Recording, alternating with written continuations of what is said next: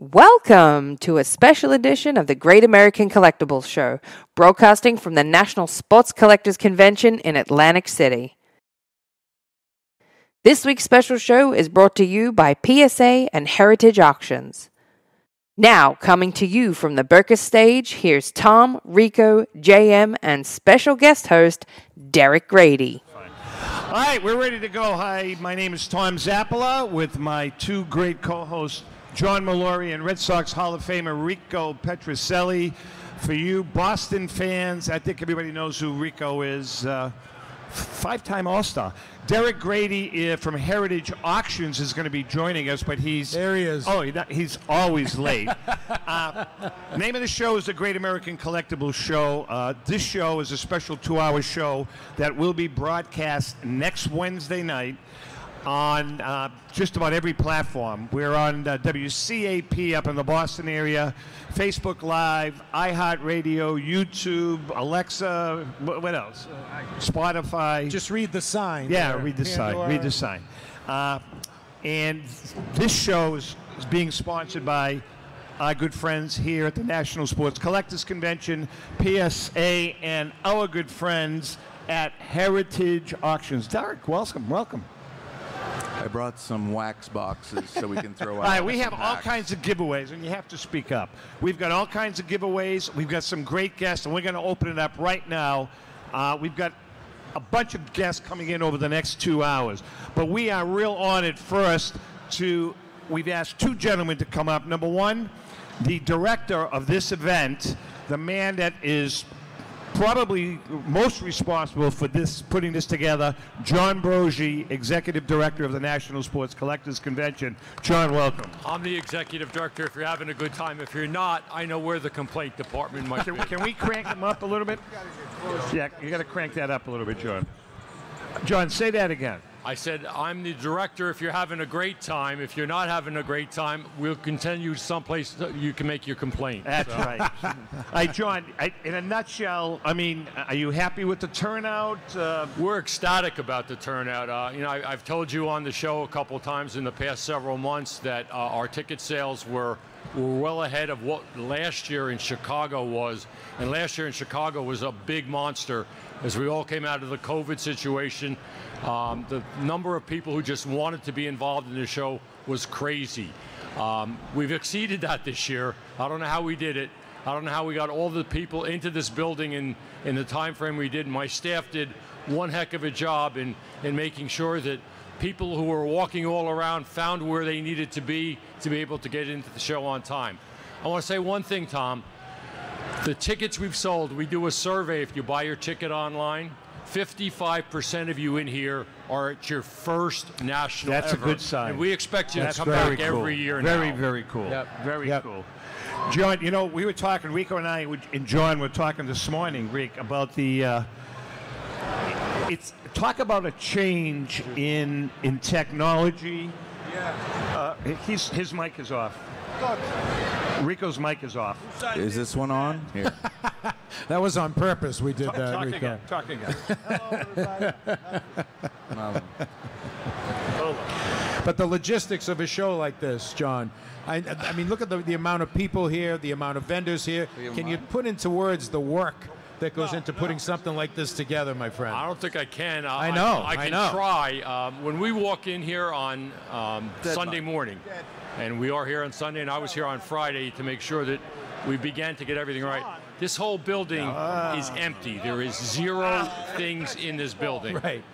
In a period of 2.5 days, we brought in 590 some dealer booths, 65 to 70 corporate booths, the stage, PSA, all the other grading companies. And to be able to do that in a period of less than 3 days is amazing to me. There are so many moving parts, and again, I need to thank our staff for making it happen. They walk in here on Sunday and just take over. They know exactly what to do, where to be, and I just sit there and put out any fires that we have, and thank goodness we haven't had that many this year. Well, John, first, thank you so much for putting this thing together. As we were talking about earlier before we were trying to fool around with Rico's mic, the technology and Derek, you can attest to this, the technology has changed dramatically over the last several years with the booths and how they're set up. It's like, it's just amazing as opposed to 10, 12 years ago. Well, you're still in the Stone Age. Everybody now relies upon the internet for a variety of things, to make a sale, to check prices, to look to see what's available, and all of that stuff comes together at the National. Our Case Break Pavilion over here, these guys are broadcasting live to most of the world right now, and they're doing breaks up until midnight each evening. Technology is so important anymore. It's, I think, what has allowed our industry to grow. When we were within the pandemic, people weren't getting out to shows, so what they wound up doing was jumping online and connecting to the sports collectibles industry through an online venue. But you know what? Nothing beats seeing it in person like you guys are doing it here. John, thank you so much. We appreciate you coming in. And by the way, John brought a guest with him that we're going to chat. I'm personally very excited about this because I had BC tickets for 20 years, season tickets, and Rutgers University used to come in to Boston College, and we used to kick the hell out of them on a regular basis. What? I mean, easy on my school, all right, man? Right. All right. But anyway, we are real pleased to have Marco Battaglia, All-American football player from Rutgers University, actually 1995 Big East Offensive Player of the Year, a nice 7-year, 8-year career in the NFL. Marco, welcome. How about a nice hand for Marco Battaglia? And a New York City boy, too. Yes, I am. Yep. And a Yankee fan. And we don't have to go down there. Sorry, Rico. Rico, he has to go down that road. Marco. I'll tell you something about the Yankee fans now.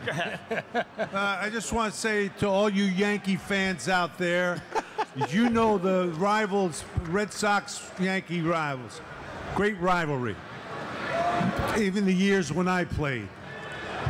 And I notice here at the show, there's a lot of people, Yankee fans, with the hats, with the shirts, like our friend over there. But let me just say one thing. Nobody with the Red Sox, because the Red Sox stink this year. But the Yankees, this is the first time I've seen this many Yankee memorabilia clothing on in the last, 4 years. They finally got a good team. And not for anything. I didn't see, the last show I was at, I did not see any Yankee stuff being worn.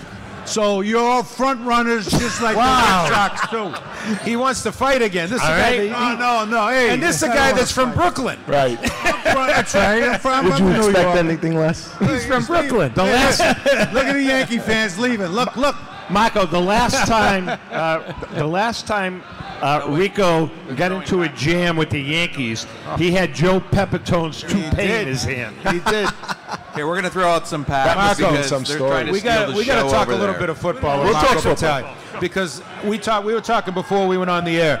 You played tight end, okay, which has now become a very different position, probably even from when you played, which wasn't that long ago. Absolutely. It's become a much more offensive position. I don't think blocking is as stressed, although a guy like Gronk could do both. Yep. So I want you to talk about the tight end position, how it's changed, because you still watch the game, and then the game itself, the rules, what players can and can't do. You have a great perspective on this. Well, what the scouts are looking for now is somebody that can get in and out of cuts, get down the field, not necessarily play with their hand in the ground. Yeah. Right? Because years ago, you would find it difficult to get release from a linebacker or a defensive end. Nowadays, you can't even touch these guys. I know. 5 yards, they're down the field, they're in their routes. So they're looking for more of a athletic runner, jumper, rather than a big bruising, maybe undersized offensive lineman where, hey, we'll put his hand in the ground and he'll block the power or he'll block the edge rusher. It's much different now. It's what they look for is much different. When I came out, I would probably fit into today's game a lot better than I did back in the 90s and the 2000s, just because I was more of a pass-skilled type of a guy. Right. Listen, life is timing. I know. Timing is life. The salaries these guys are getting now. Right. I mean, we talk about it. Rico's going to say the same thing. Like, as athletics and sports progresses, it's just the generation prior to the current generation has always got a couple of complaints. And you played most of your career with the Bengals. I did. It's also not fair because the Bengals are really good now. They are. You played on some tough times in Cincy. I did, and it was funny because this year when they went out to the Super Bowl, I said to myself, I said, they really don't connect and reach it back at the alumni. So I actually reached out this year and I said, hey guys, I know you're going to the Super Bowl. What do you have for the alumni? And they actually put together a beautiful experience That's for nice. us. So a bunch of the guys, not all of the guys are still disgruntled.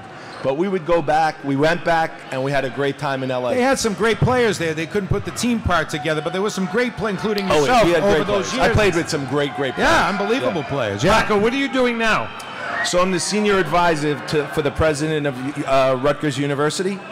Been back at my alma mater 8 years now, fundraising, developing the athletic program, and that's how myself and Mr. Broggi, John Broggi, know each other. We're both alumni, and I'm here because obviously this is one of my dearest friends, and whatever he asks me to do, You Rutgers I do. guys, you stick together. We stick together. You do.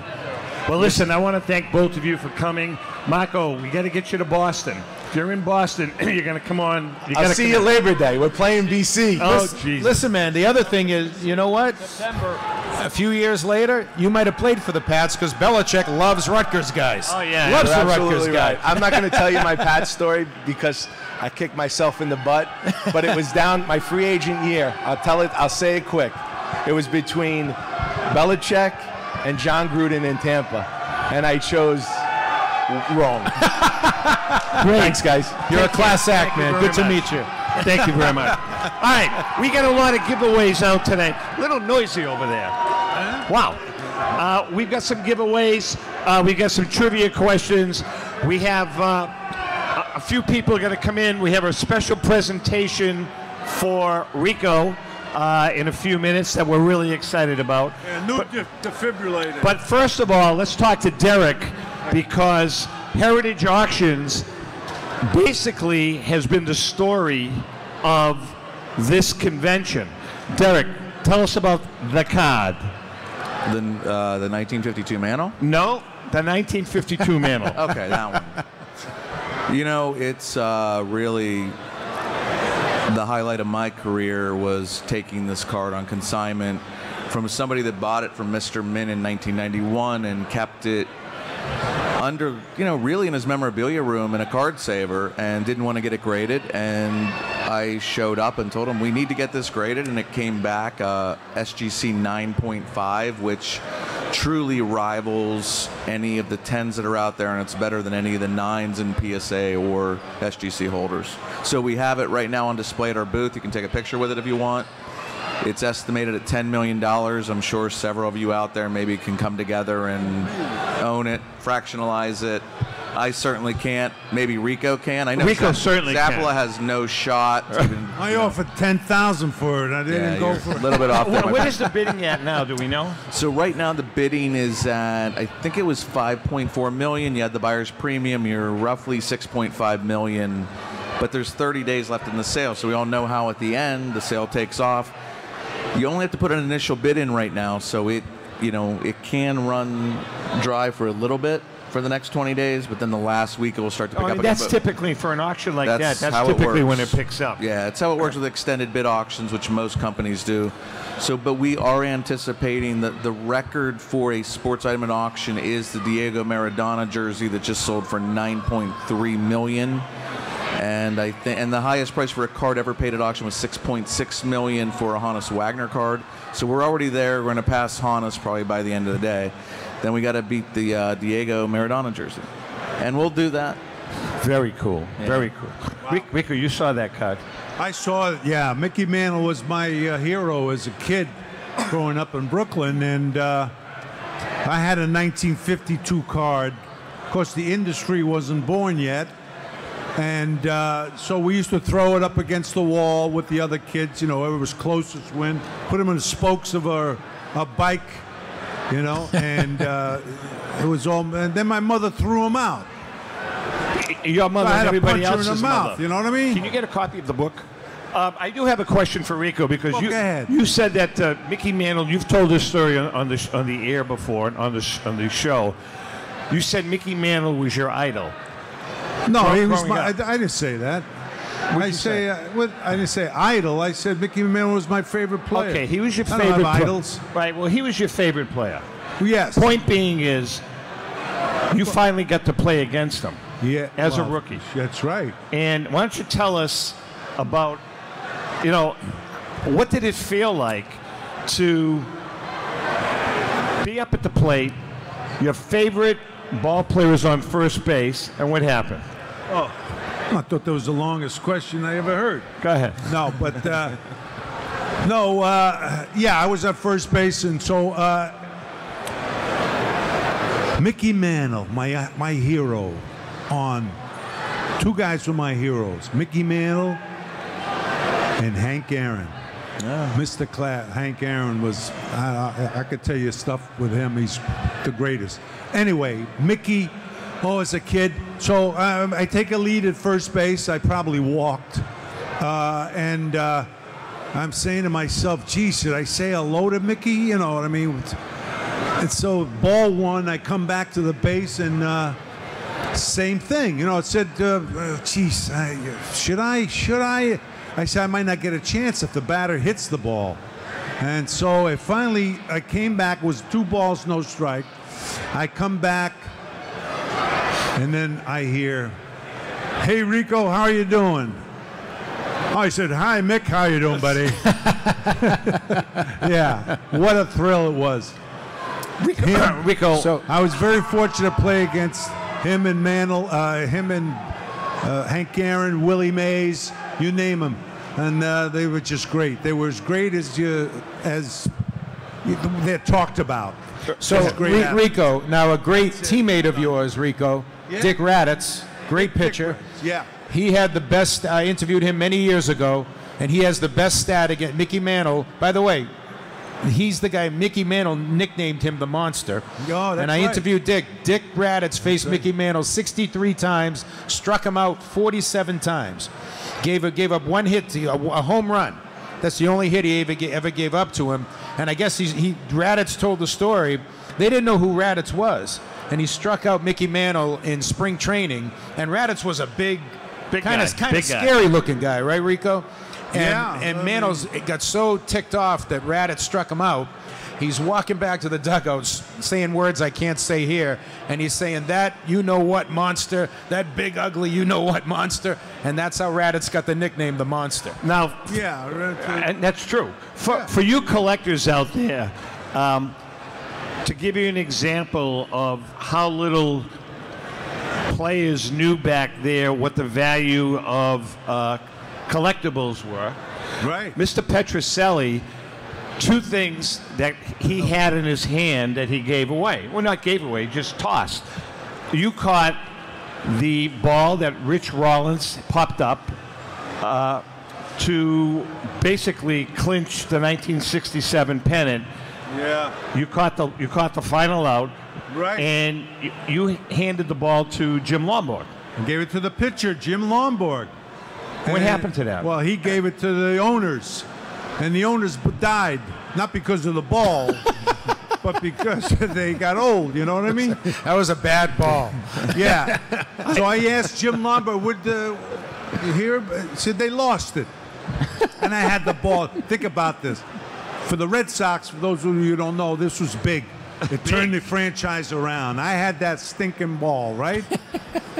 If I would have known, I would never give it away. All right, so let's take it one step further. How much that ball be worth now? Oh, God. No, to a collector from Boston. So now let's direct this to Staten Island Joe Marino and New Orleans Steve Lane, 2 Mickey Mantle freaks that are in the audience. Petrocelli caught the last ball hit by Mickey Mantle, right? Caught the pop-up. Nobody Best knew out of his career, yes. the last hit, right? Nobody knew that he was retiring. You caught the ball. What did you do with the ball? I threw it on the mound. What the heck? We didn't know he was going to retire till next spring. So what would that ball be worth, Derek? That ball would be worth. Let's ask the expert. Don't What would say that a ball be million worth? because I'm going to faint. Last ball hit by Mantle. Yeah. Or the last out made by Mantle. Very last out. Signed by Mantle and Rico. Oh, that would have been really Yeah, Maybe just Mantle. Yeah, I would say that. 50K. Really? To That's 100K. all? I mean, maybe Oh, I'm more. glad I threw it in there. I don't know. Hey, Rico, Does Steve Lane want the ball? Lane, Rico, what are you paying for? with all these things you've thrown away, remind me not to hire you as my investment guy. Okay. 50,000. Derek. All right, listen. It was an out ball. It wasn't a home run ball. Exactly. All right, we have some giveaways, and we have some trivia questions. This first giveaway, this is really a cool picture. This is a signed Rico Petrocelli. What is 1967? Yeah. 1967 with the wool uniform. Wool uniform autograph. And here's the trivia question. Where is it? Oh. Rico Petrocelli had owned the American League record for most home runs hit by a shortstop in a single season, 40. He held that record for how many years? Over 30. Over 30 years. Who broke that record? First one. Nope. Not Ripken. Not Cal Ripken. Who broke Rico Petrocelli's single season record for most home runs in a season? By a shortstop. A-Ron, right here. There you go, 52. sir. You got it. Alex Rodriguez. Rodriguez, whether take you a like pack him or of not, he was a cards, too. great player. You want a bag of cards with it? Want one of those? Alex Rodriguez. Go halfies with you in case of. All right, I did see. Since 1996, Brian Drent and the staff at Denver's Mile High Card Company have led the charge in the collectibles hobby. Mile High is a full-service dealer specializing in buying and selling cards and offers a competitive consignment program for all collectors. Whether it be their computerized want list service, appraisals, or auction services, Mile High has it all. If you've been searching for a company with a selection of high-grade vintage 1888 to 1970 baseball cards and memorabilia that shares your passion, aim high, Mile High. Go to milehighcardco.com or call 303-840-2784 for more information. For more than 30 years, Robert Edward Auctions has been the industry leader when it comes to helping you realize the most money for your baseball cards and sports memorabilia. In addition to their unparalleled reputation for honesty and integrity, they reach the largest number of bidders in the business and offer lower seller's fees, as well as generous cash advances up front on your valuable material. Contact them today at 908-226-9900. That's 908-226-9900 or at robertedwardauction.com.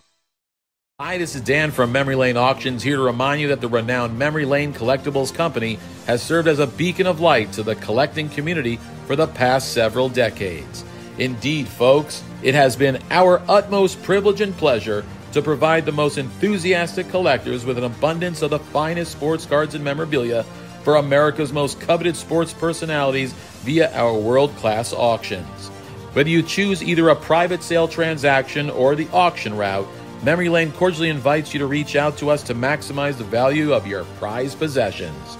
Also, it is not just sales that we pride ourselves on being the best of the rest, because if you are seeking a particular keepsake for your esteemed gathering, we will be relentless in our quest to find that special piece to fulfill your collecting dreams. So no time to wait. Reach out to us today for the purposes of capitalizing on our unparalleled marketing capabilities. Simply pick up the phone and dial 877-606-5263. That's 877-606-LANE, or find us on the World Wide Web at www.memorylaneinc.com. Now is the time for your valued consignment to ultimately become another one of Memory Lane's record-setting prices. This is Brian Drent, president of Mile High Card Company. Is your sports card and memorabilia collection properly insured? For easily replaced personal property, homeowners insurance is all most people need. But for prized possessions that you may have spent a lifetime collecting, it doesn't go nearly far enough. Collectibles Insurance Services has been insuring for over 50 years. They offer a full range of protection and a $0 deductible at an affordable rate with no appraisals required. I know because they insure my collection. If you have a minute, go to collectinsure.com and learn more about insuring your personal card or memorabilia collection. How would you like to own the bat that was used by your favorite player when he hit that towering home run or game-winning base hit? Now look no further than JT Sports, specializing in the sale and authentication of professional game-used bats. As the official authenticators of professional model game-used bats for PSA DNA, JT Sports will guarantee the authenticity of any bat purchased from them. JT Sports also buys and sells game-worn uniforms, gloves, and baseball equipment. The unique quality of the collectible is what JT Sports is all about. Give them a call at 609-487-8003 or check them out at GameUseBats.com. CSA Shows is proud to present the Chantilly Show, being held on March 31st to April 2nd. Held at the Dulles Expo Center in Chantilly, Virginia, just minutes away from Dulles International Airport. Celebrating over 27 years at the same location, there'll be over 300 dealer tables exhibiting on over 100,000 square feet of space. With both vintage cards and memorabilia, as well as modern-day sports collectibles, you won't have to look very far for that special card, bat, ball, or autograph. Major auction houses and third-party grading companies will be on site to assist you with your collecting and authentication needs. Some of your favorite superstars will be on hand, including football greats Trevor Lawrence, Jamar Chase, CeeDee Lamb, Micah Parsons, Randy Moss, Emmitt Smith, and many, many more. For more information, go to csashows.com. That's csashows.com. That's the Chantilly Show, where you can find all of your sports collectible treasures. Now let's get back to the National 2022 in Atlantic City. All right, I did see another special guest out here. Where's James? Is he around? Oh, there he is. Started when I was 14 years old, painting professionally. Had the painting in the Baseball Hall of Fame at 15 of Reggie. The painting I have on display there of Ted Williams and the 20 greatest hitters I did when I was 17 years old. Wow. And that's probably one of the greatest paintings I've ever done for Ted in the museum.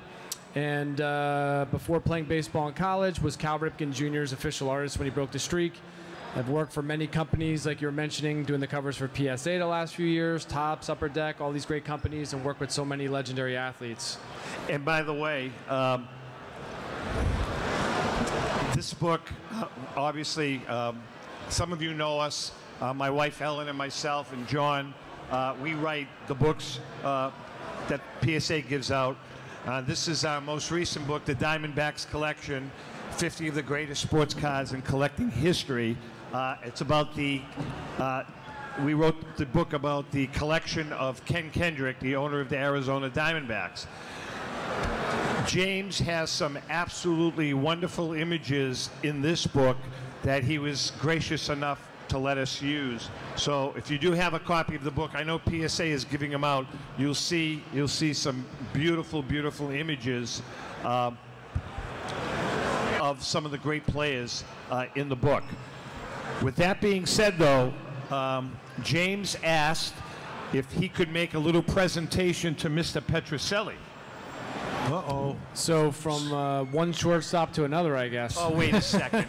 You told me you were a second baseman. No. Oh, presentation? Yeah. How many?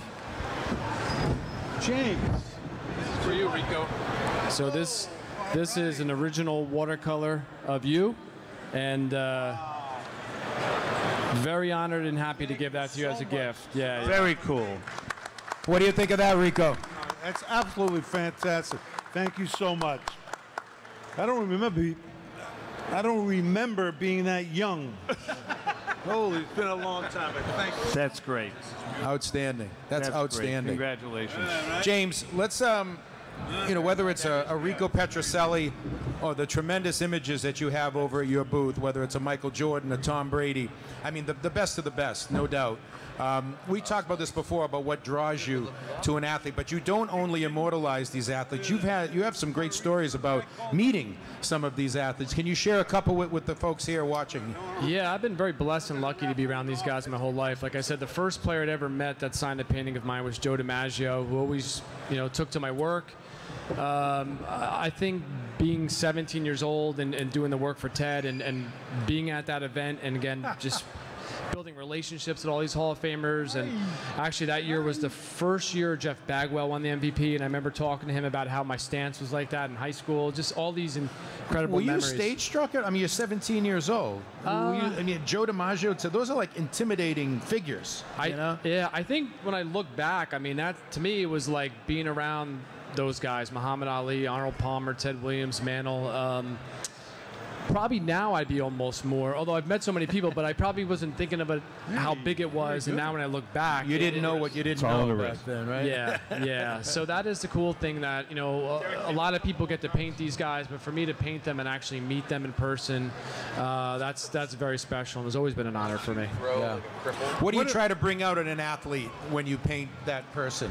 Obviously, there's some images maybe that you've seen on cards, whatever, but what do you try to bring different to the your interpretation of that person? Like your Peyton Manning was, it just cuts right through to his personality.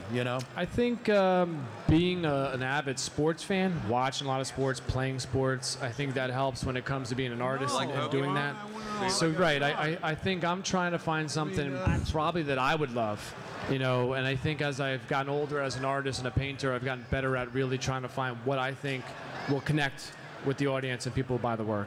What's interesting, James, that there are the ball players in all different sports, and then there's the front office and all that. People don't realize you love sports and you have an ability. Of course, not many have them like you, but they're artists, because one of my sons is a very good artist. And that's an area that they can get into, right? I mean, and not only possibly make a living, but to enjoy it.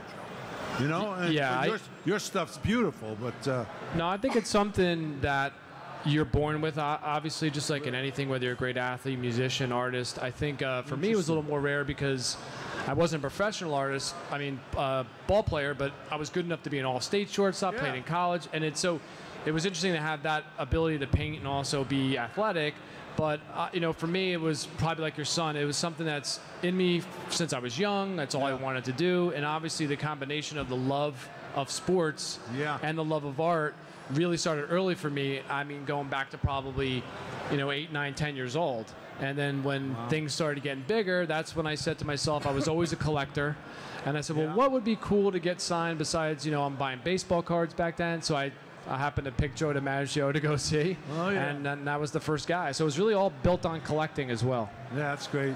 Well, James, I'll tell you, your work is magnificent. Why don't you, can you know the booth number?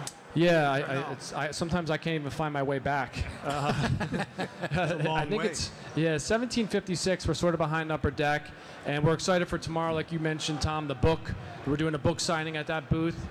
From 10 to 12, and I'm really honored and proud to have my artwork. There's only one, some of the paintings in this book. And so come check it out, ask me questions. I've got some really cool paintings out to showcase and show from some of the oldest trading cards and most iconic trading cards to some of the current players. So come out. I'll be here through the weekend, and I always appreciate coming on. It's awesome. We love having you. Thank you so much. If you have a book from PSA, if they've already given you one, Ellen, myself, John, and actually Rico will be there too for a little meet and greet.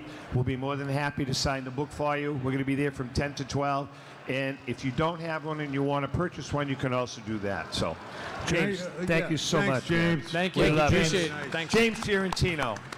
Now, listen, I think I saw Joe Orlando somewhere. Joe's supposed to be joining us, so...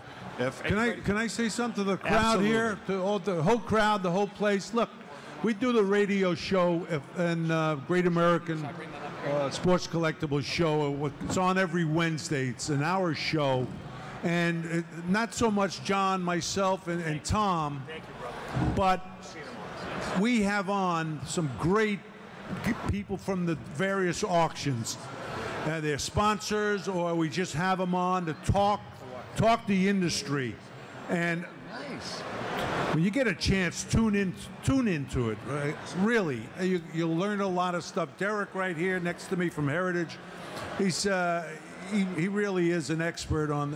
I tell you what, right? Grady he really is the epitome of the expert. He's a pain in the neck, but he really is an expert. There's no doubt. Really, tune in. Tom, once you before the show's over, let people know how they can get to the show. Get on. Yeah, we got some great guests. We've been very fortunate. The show, this is our 6th year on the air, and we have a lot of fun with it. Myself, Rico, and John alternate weeks. You're stuck with me every week. And as I said, we're on many, many different platforms, but our big platforms are the PSA Facebook page, the Sports Collectors Daily Facebook page, and, all the different platforms, YouTube, iHeartRadio, all of those. So if you join us, we're on every Wednesday night from 6:30 to 7:30 Eastern Time. What are you talking about, the show? Yeah. Yeah, I've been on that. Oh, you have? All right, listen, Joe Orlando's going to be... I did mention you. Joe's going to be joining us in a couple of minutes, but I want to talk to Derek. Let's do it. One of the big topics... 7-year-old man. One of the big topics on the show is what's happening to the hobby. And we always, we go back and forth. Vintage versus modern. And it's just amazing as to what's happened with the modern and ultra-modern card market. Rico is a very big proponent of the modern and ultra-modern market. Yeah, why? And I think it's the future of the business to grow. The vintage stuff is fabulous, of course. It's pretty expensive, but you got all these cards that are affordable, that you can get started, or your collection can grow. But so the vintage is great. Don't get me wrong, but some of the cards out now, and I got to be honest with you, Yankee fans. One of my favorite players is Judge. Judge has done more for baseball and the Yankees in the last few years because he's a solid kid and he's a pretty good hitter. See, I'm a vintage guy. I think Derek. What are your thoughts? Vintage is blue chip. Modern is, I don't want to say crypto, but it's close. Got to be careful on these modern cards, man. It's feast or famine. And right now, I think you've seen a correction. I think you've seen some of the cards go up really fast, and they're starting to come down. But Aaron Judge is tearing it up right now. It's just got to be careful. You can't spend, but don't put all your eggs in one basket. Look back at some vintage cards. Look at some Mantle, some Roos, some Ty Cobbs, Cal Ripken Jr. Look in the 80s. Look at Griffey. Look at some of the superstars. Don't just buy all modern and then get disappointed when it crashes. I think though, guys, and I think Derek can speak to this too. I think they work hand in hand. And if you look out at this crowd, not only seated here, but in and around this event right here, I think they drive each other. And I really feel like a lot of the people that are into this because of the modern players, whether it's a Mike Trout or a Patrick Mahomes or whatever, if they get into collecting, they're going to find out about the Babe Ruths and the Mickey Mantles and the Christy Mathewsons. I really think they work hand in hand. There are some people that just focus on one or the other, but I agree 100% with what Rico said, is I think they drive each other in terms of keeping the hobby going. East Coast Sports Marketing and Hunt Auctions are pleased to present the Philadelphia Sports Collectors Show, or the Philly Show, from Friday, March 10th through Sunday the 12th at the Greater Philadelphia Expo Center, Hall B, 100 Station Ave in Oaks, Pennsylvania. Shop over 250 of your favorite hobby dealer booths on over 75,000 square feet of space. Sports Collectibles heaven from 1800s to present day. Major auction houses and third-party grading and authentication companies will be on hand to assist you in your collecting needs. The Philly Show is family-friendly, and anyone under 10 gets in for free. Autograph guests to include Baseball Hall of Famers Johnny Bench, Mike Schmidt, Steve Carlton, baseball stars Pete Rose, Ken Griffey Sr., and many more. For more information, go to phillyshow.com. That's phillyshow.com. Remember, since 1975, the Philly Show is where it all began. We'll get back to the National after this break. Pristine Auction is a family-owned and operated online auction specializing in autographed memorabilia, sports cards, coins, art, and collectibles. Since their founding in 2010, they've grown to 2 facilities in Phoenix, Arizona, totaling over 60,000 square feet. Jared Cavalier and an incredible staff of over 150 team members serve a very large customer base and enjoy every minute of it. By working with leading authentication companies, Pristine ensures all items are 100% authentic.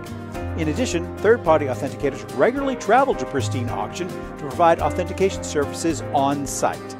Pristine Auction strives to operate its business in a way that's honoring to God, their families, and their customers. With a strong focus on speed, quality, and premier customer service, their mission is to be the leading online auction for every level of collector and fan. Pristine also works for Hope Sports and Identity Hoops International, traveling to Mexico to build houses for the less fortunate. Pristine Auction offers several online auction formats with thousands of auctions ending each day. For more information, go to pristineauction.com. That's Pristine Auction, the best in the business. If you're a discerning collector interested in owning the most important pieces in the hobby, look no further than Leland's Auctions. The original sports auction and appraisal house, Leland's was established in 1985 by legendary Pioneer founder Joshua Leland Evans, and today, President Mike Hefner carries on the tradition. From the Tom Brady card and memorabilia collection, to the famed Boston Garden Auction, to high-end card auctions from every major sport, Leland's has always maintained the highest standards. Go to Lelands.com and get your bid in. That's Leland's, the hobby's leading sports auction house for 4 decades. It's often been said that championships are won on the practice field, and world records come only to those willing to work harder than everybody else. Heritage Auctions is the world's largest collectibles auctioneer because we believe that becoming the best is only an invitation to the challenge of remaining the best. This requires the skills of the hobby's top experts, capable of identifying and maximizing value for our consigners. It requires the most visited website in the industry, courting a global audience of collectors over 1.5 million strong. It requires a dedicated press department that expands our global reach far beyond the entrenched hobby marketplace. It's hard work, but a simple premise. Present the finest collectibles to the largest population of potential buyers, and world records will come. We invite all listeners to put the unmatched power of Heritage Auctions to work for you. Auction evaluations are always free, and our commission-based fee structure ensures that our interests are always aligned. The highest possible price for your collectibles. There will always be new world records to chase, so let's chase them together. Visit our website at ha.com and request your no-obligation review today. Hi, this is Dan from Memory Lane Auctions, here to remind you that the renowned Memory Lane Collectibles Company has served as a beacon of light to the collecting community for the past several decades. Indeed, folks, it has been our utmost privilege and pleasure to provide the most enthusiastic collectors with an abundance of the finest sports cards and memorabilia for America's most coveted sports personalities via our world-class auctions.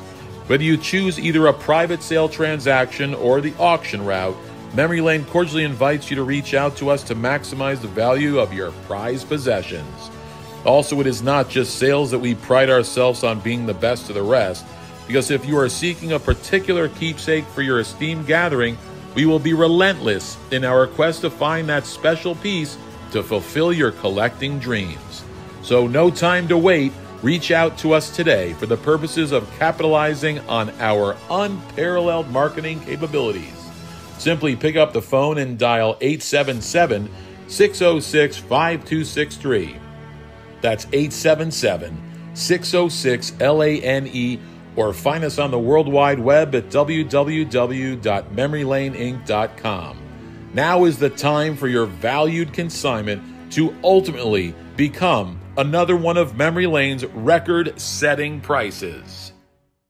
They are prized possessions, and you need a place to store them that is safe and secure. The eBay Vault is exactly that. An insured, climate-controlled facility with state-of-the-art security that guards your valuable collection around the clock. Your vault account is protected by two-step verification and easily accessible through eBay Collection. And everything stored in the eBay Vault is backed by Authenticity Guarantee. Buying and selling is a seamless experience. When you buy an eligible card on eBay, it can be sent directly to the eBay Vault at checkout. Or, if it's already in the eBay Vault, you can just keep it there. And selling from the eBay Vault is just as easy. Every card in the vault has been expertly inspected, detailed, and photographed, so you can quickly sell it with a pre-populated listing. And if your buyer chooses to withdraw their card from the eBay Vault, we handle packing, shipping, and insurance. And same goes for you. If you want that rare rookie card in your hands, you can have it shipped to you at any time. Collect like a pro with the eBay Vault.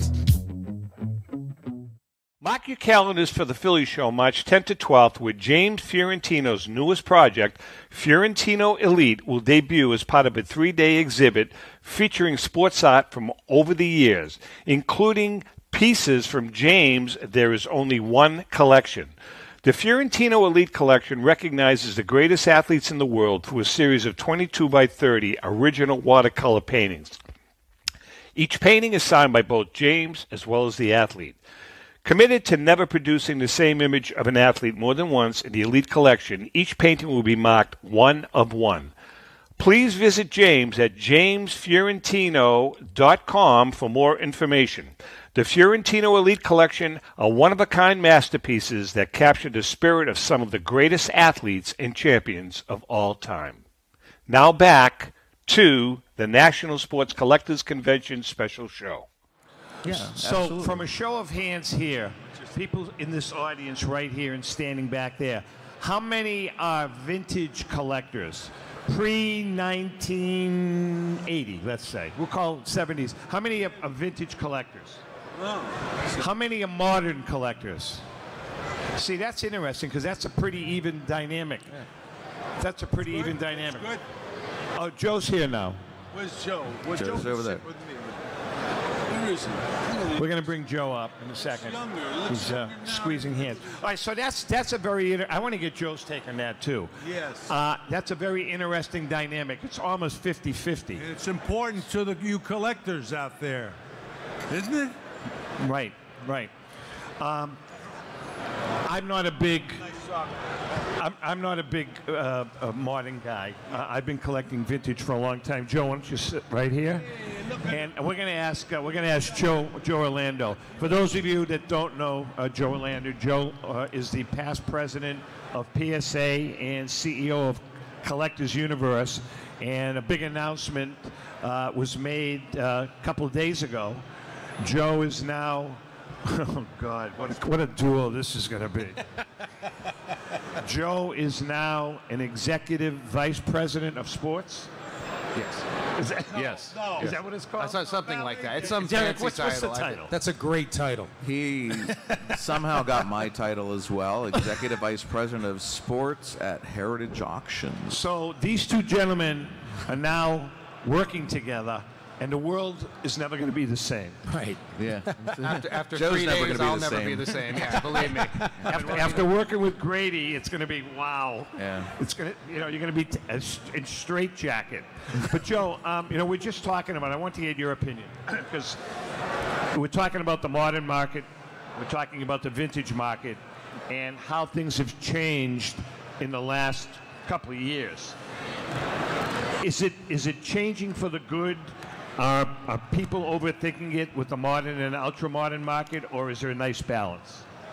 I think there's a nice balance. I mean, it has to be good when you look at the size of the crowd the last couple of days. That's a good thing. There's more people being introduced to the hobby every day, and so I think it's a nice balance. As Derek was saying earlier, vintage has been steady and solid, and more people are coming into vintage. And look, the reality with modern is that you watch it every day. This is it's a story unfolding in front of your eyes every day, and there's an exciting element to that you can't get in vintage. So there's pluses and minuses to both. Joe, can you speak to? I mean, when we talk on the show, and I think everybody here is probably in the same thing. Everybody is here because they have a passion for the games, a passion for the sports, a passion for the players. And they're taking that passion, and I think it's okay if you can turn that into something that makes a profit, something that makes you an investor. Can you talk about that sort of age-old dichotomy, if you will, between the love of the game and the investor, and what we see here, you know, more than anywhere else maybe at the National?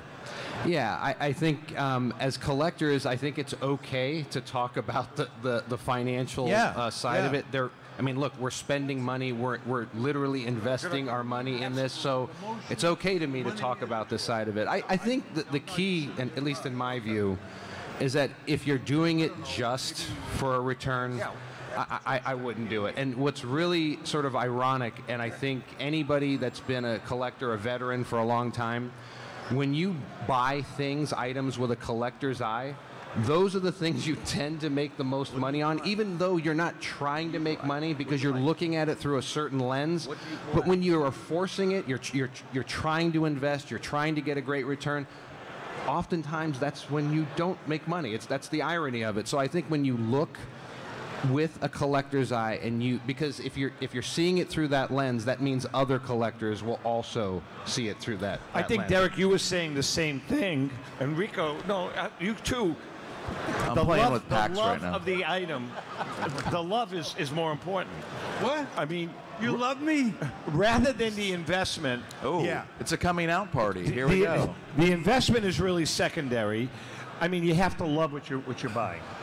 I think that's key. I love you, Zap. No, you gotta. The people here love collecting. There's some excitement about it. This industry, Joe, I tell you, I rather invest in cards than the stock market. I understand that the stock market's down, but I'm serious. I would rather have people invest in diamonds. They invest in other gold and stuff like that. This industry is going to go nowhere but up. I really believe that. Now, I'm older than most of you. Well, the first thing you have to do is catalog your own memorabilia, which you haven't done yet. That's not the point. No, the folks out there, I don't know how they feel, but this is an exciting industry. I mean, I've been with you 6 years. You guys taught me a lot, not about the industry, but about other things. No. I truly feel that way. I think that's a great point, and maybe we get Derek and Joe to talk about that. Derek, this is an exciting time, isn't it? This is a unique time, and I think a lot of it may be coming off of what happened during COVID, where a lot of businesses, unfortunately, lost. The collecting business boomed, and now we're just kind of still playing off that. I'd like both you guys to comment on that. No, not an issue. I also want to watch Zap throw like an absolute moron, ding the cards. It's all in the wrist, baby. It's all in the wrist. You're throwing them into the ground. I'm a professional grader. You're throwing the packs into the ground. So if your cards are ruined, when I was a give kid, them back to this idiot right here. That's what I did when I was. He's ruining the cards as he throws them. I used to wipe out the neighborhood kids doing that. Yeah, because you had a 48, a 45. Here's some more. Here's some Pokemon. I think they're round at least, or Pokemon cards are round, right? So you can't damage these. There you go. Okay, so yeah, during COVID, it was truly an unbelievable time for the hobby, which made no sense to me. While other businesses are suffering, somehow sports collectibles took off. I really think it had to do with The Last Dance, the Michael Jordan documentary. I think people needed a hobby again. They're bored, and they started collecting, and the hobby has really taken off, and I think people have found their passion again. A lot of new people. I think Broggi said, what, 55%? 55%. Did you know that? That's crazy. 55% of the tickets sold here are first-time attendees. That's incredible. I can't believe that number, but I do believe them. All right, listen, we have another giveaway, another trivia question. Think about the question here. First one that raises the hand wins an official Great American Collectibles T-shirt and pack of Pokemon? A Pokemon. There you go. Pack of Pokemon cards, which I hate. But aside from that, all right. Pokemon, here's the Pokemon. question: what year is the true Mickey Mantle rookie card? 57? Wrong. Wrong. 1951. There you go. The 1951 Bowman rookie Mickey Mantle card is, in fact, the true rookie card, not the Topps 52. Now, the Topps 52 is a much nicer looking card. I think we have to agree. Absolutely. Yeah, I think we can agree on that. The 51 Bowman is really the true. Do you own one of those? What? I said, do you own a 51 Bowman? I wish I did. No, I don't. I do not. I wish I did, though. I have one. My wife would kill me. Well, mine isn't a good one. It's not very good at all. What's the question? He asked it. I just asked it. He asked it. All right, another one. We got another one here. You fall asleep. Has the mic, you're going to fall asleep. Who is the only pitcher to win 3? You may be able to answer this, but you don't count. Why? Who's the only pitcher to win 3 Major League World Series in 3 different decades? Right, man. Come on up. The Orioles guy. Jim Palmer. Oh, Jim Palmer. Well, yeah. Wow. You love throwing stuff I faced today. him. He wasn't fun to face. All right, so let's talk about cards in general.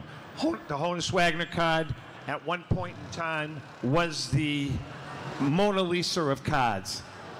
Is that not the case anymore? I'm asking both of you guys.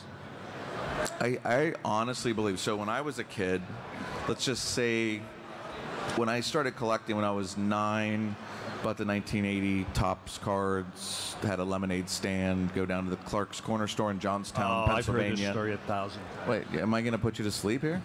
So looking for the Ricky Anderson rookie card, the We Are Family Willie Stargell card, for all of you old enough to remember that. Sister Sledge, We Are Family. You know. Yeah. I got all my sisters and me. There we go. We got a group going here. Please don't do that anymore. Okay. Sorry. I kind of had to do that. I felt it in my bones. I wanted a Mickey Mantle rookie card. Honus Wagner, I felt, was more for the guys that were in the 60s and 70s, older than me. I figure the 52 Mantle was the card I wanted when I was 18. I didn't care if I got a 1, a 2, or a 3, and I should have bought one, probably, and I didn't, and I never ever did buy one, but I feel like that is... So you would go with a 52 Mantle? I would, because I think the Wagner... Look, there's like 75 known. They're usually in awful condition. It doesn't have the great look like a 52 Mantle does. I just think Mantle has surpassed Wagner as the king of cards, and you can buy. There's so many more of them. There's almost one for any budget. Even though I would argue that a 1 now might even get up to 20 grand. So it's kind of exceeding that for some people. But Joe, what do you think? Joe. This is the way I would describe it, and I know you guys are going to laugh at my answer, but I think the Wagner in some ways is still the grail, the holy grail, but I think the 52 Mantle is, when you look at, just when you think of the image of that card, that is the symbol of the collecting hobby. Like that's it. Like you look at that image and that represents not only the hobby, but it's a whole generation of people who drove the hobby to another level. So the baby boomers who grew up watching Mickey Mantle and busting open those packs in the 50s and the 60s, in the 1980s, when this industry became a real business, a big nationwide business, those same people that loved Mickey Mantle as youngsters were driving the hobby to a new level. So there's something, I think, special and different about that card because of what the image represents. So that's how I would answer it. I have a question for Rico. Rico, you know, a lot of the stuff we were talking about, it's player driven. We're talking about superstar players that we all love to watch, emulate when we were kids, what have you. You played against, what was it? What was the number of Hall of Famers you played with or against in the book? I can answer that. Go ahead. 55. So when you were playing, Rico, and you went up against or saw a Willie Stargell, Derek just mentioned him, a George Brett, a Rod Carew, players like that, Dickie Allen, did you, even though you were an opponent, say, man, that guy's a good player, or was it too much, we're going up against him, I can't show any admiration? No, you showed admiration, although you wanted to beat them naturally, but you knew this guy had special talents. Like I say, my favorite player, two favorites was Aaron and Mantle, and of course Mays was probably the greatest. You looked at them and said, "Holy jeez!" You were really in awe. playing against them. You watch them as a kid, and then you get to play against them. But no, you had very much respect. We want to take this opportunity to thank all of you for Yes, joining us. thank you very much. We had a blast. Thank you. We're on every Wednesday night at 6:30. We hope you join us. 6:30 Eastern Time. With that being said, we love you guys and happy collecting.